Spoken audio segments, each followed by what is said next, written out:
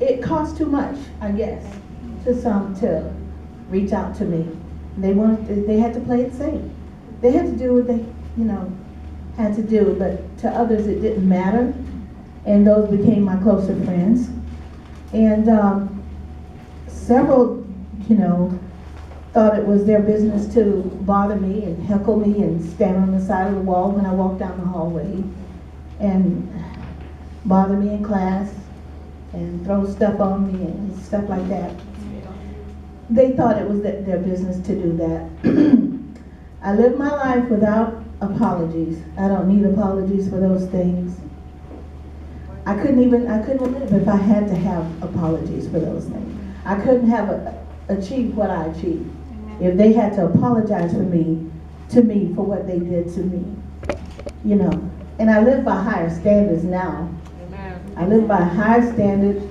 It's what comes out of me that could hurt me, but what others say could never hurt me. But it wasn't a joyous time. I applied for, I tried to join clubs. Back in those days, you applied to be, you tried out and you applied to be in the clubs. And when I got to Seminole, I was looking forward to being in some of the clubs, at least one, and they all turned me down. And so I was sitting in the auditorium one day, and I was just sitting there like, well, what have you? They were going to tap for the National Honor Society. I said, big deal, I'm just sitting there. And the next thing you know, they called my name for the National Honor Society. That's a good club. And I was floored. I didn't have a 4.0, I had a 3.7. That was not bad, was it? But okay. But anyway, I graduated with honors, and I found the members of the National Honor Society to be non-discriminatory. They wouldn't discriminate, and they were better friends than, they had the greater minds of the school had greater morals. Amen. Any other questions? Yeah,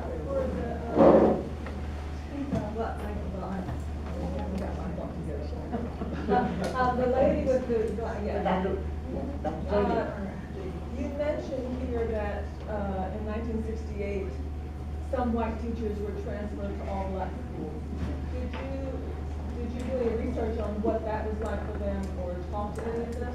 Yes, I had the privilege of interviewing Mrs. Juanita Harold, who actually was one of those teachers who was transferred from an all-black school to Oviedo, the school in Oviedo at that time. And she shared that it was a very trying experience. In fact, really frightening. She shared that as she was leaving school one day with a white teacher who she rode with to Oviedo, that when they attempted to leave the building, there were 200 Klansmen outside. They had gathered. And then she saw 10 gentlemen that were dressed in black suits and white ties. And these were agents that had been sent to protect them.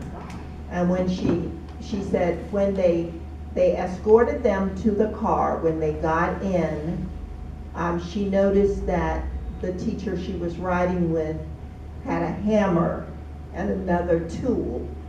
And she told Mrs. Harold that she was afraid that they were going to try to hurt them.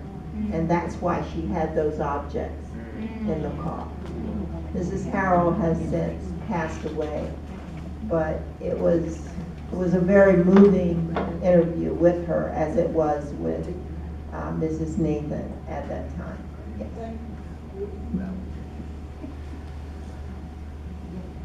You said the police had escort you on the first day to school? Yes. How long afterward did the police have to stay there? Was it the first day and they were done, or was it That's right. over a period of time? He just walked me to the front, and the principal and student body greeted me, and I came in, and the student body presidents accompanied me to every class the first day. And after that, I was alone. But it was good the first day. Yeah.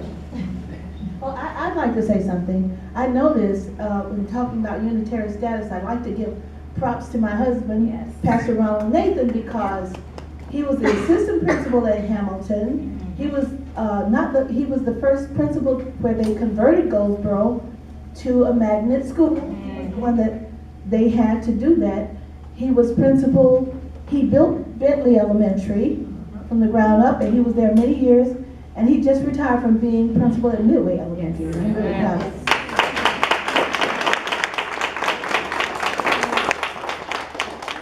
Are there any other questions? I have one about the video. Can we have it on our website? Sure. Thank you. Yes, ma'am. I thought when she asked her question of you, that she wanted to know about the white teacher who went to the black school. Did you have any information? No, I did not interview any white teachers that were transferred to black schools. May I have a real quick question, and this is for Dr. Cody and Attorney Beatman. When 1970, I know we're kind of short on time, this is an important question. When the Justice Department was, when Seminole County was brought to the Justice Department for inequity in all of the factors of education, there were some key people in Seminole County who were instrumental in bringing that lawsuit to the federal courts. And I think this audience needs to know some of those people who were brave enough to bring those suits to the federal government. You have to answer this. Well, I'll just share a couple of people that I interviewed in the dissertation that I felt were key people. And one was Mr. Edward Blackshear. And another one was Mr. Stallworth as well.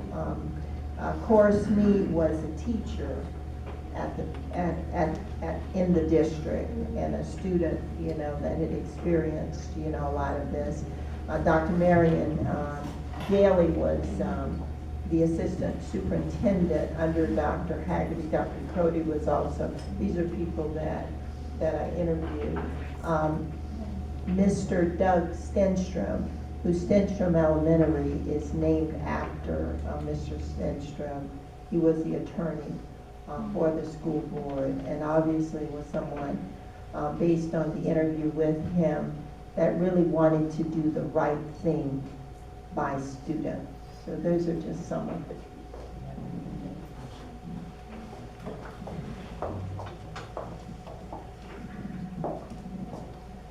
And I would say I had the opportunity to meet with Mr. Blackshear because right after 2006, he was looking for the petition that was submitted to the Department of Justice that initiated the complaint, the lawsuit. I was not able to find that document, but had an opportunity to really sit down with him and talk with him about all that had transpired over the many years. So in my experience, as far as one of those individuals knowing he signed the petition that went to the Department of Justice that then led to the policy. Commissioner Williams, Commissioner Velma Williams was, played a big role in advocating for the community and making sure that the Justice Department heard all sides. I think who else? Other the folks that you've named, Dr. Jenkins. Dr. Calvin Collins, I didn't interview him, but in the dissertation, in the school board records, Dr. Collins was one of the ones who actually spoke out regarding the inequities that were taking place throughout the district. So even though I didn't interview him, he was in the records as one of the individuals who was taking a stand against what was happening. And we need to thank Seminole County Public Schools. Last year, Seminole High School was the, Crooms Academy in 1926 was the last high school to be built in the city of Sanford. Seminole High School was built in 1908. There was a bit of overcrowding at Seminole High School, so they made a 9th grade center out of Millennium and built a new Millennium outside the city limits into Midway. That 9th grade center, like she said, is named the Edward Blackshear campus. And that was done last year at a school board meeting. So we need to thank Seminole County Public Schools for giving that recognition, because he is the one that really made Seminole County Public Schools and spoke up at a time when it wasn't popular to speak up and to get that done for Seminole County Public Schools. So we appreciate you giving him his roses. And Mr. Blackshear is still around. And he walks over. He likes fried fish and grits. Yes, and he's still living, I think he's 92, 93, something like that. And I think the next person that's going to get their roses, we hope to get their roses for what they did for Seminole County Public Schools and did it without interference, Miss Ingrid Hagan. So, definitely.